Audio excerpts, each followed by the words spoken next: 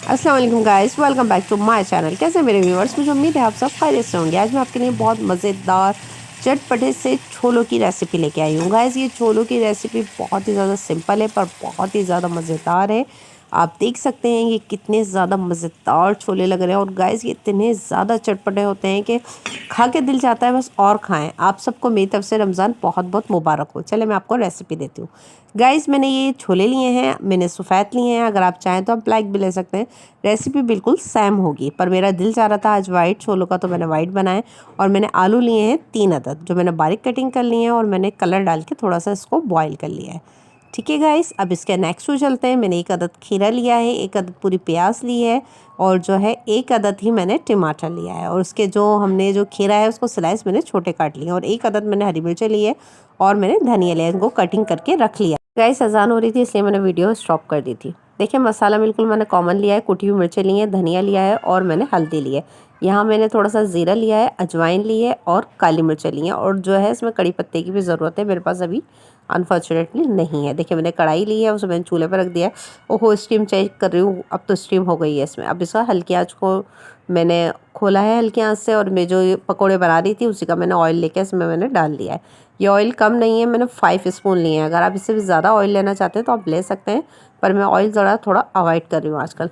देखिए इसके बाद मैंने इसमें एक जो है ज़ीरा, अजवाइन और काली मिर्चें डाल दी। अब प्याज डालूँगी, प्याज को थोड़ा सा गोल्डन ब्राउन करूँगी, बहुत लाइट सा, कि इस तरह के प्याज का कच्चापन है वो भी निकल जाए और जो प्याज है वो हल्की हल्की जो है भुन भी जाए और हल्की कच्ची रह भी जाए।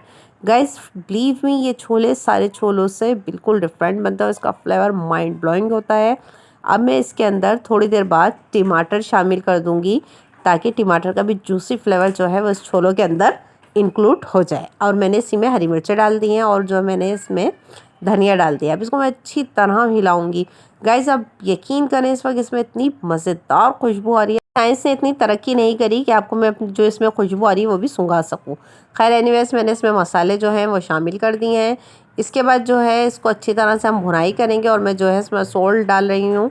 और सोल्ट आप अपनी टेस्ट के मुताबिक कम ज़्यादा कर सकते हैं, अगर आप ज़्यादा खाते हैं तो आप ज़्यादा ले लें, नो इशू। और इस वक्त जो इसमें अब हम ऐड करेंगे वो एक खट्टी चीज़ है, मैं इसमें सिरका ऐड करूँगी। अगर आप लोग को पसंद नहीं है तो आप स्किप कर दें, डज़न्ट मैटर। अगर आप चाहें तो आप इमली का जो है रस भी इसके अंदर डाल सकते हैं, लींबू भी डाल सकते हैं। ठीक है गाइस, अब देखिए माशाल्लाह ऑयल जो है सेपरेट हो चुका है। अब हम इसमें मज़ेदार किस्म के उबले हुए छोले शामिल कर देंगे। अब इसके बाद हमें इसको हल्की आंच पर इसके साथ छोड़ देना है 20 मिनट तक, ताकि इसका जो ऑयल है वो इस पे ऊपर आ जाए और मसाला जो है छोलों में अच्छी तरह पिट जाए।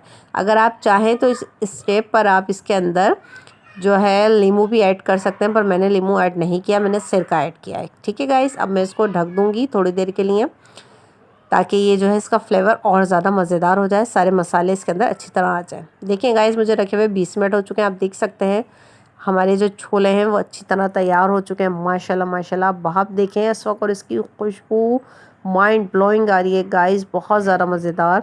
आप इसके साथ चाहें तो पूरी भी सर्व कर सकते हैं, कचौरी भी सर्व कर सकते हैं। मैं भी इसको पापड़ के साथ सर्व करूँगी और हमने जब अपनी इस तरीके से सेकेंड आइटम बनाए हुए हैं हम उसके साथ मिला के इसको खाएँगे।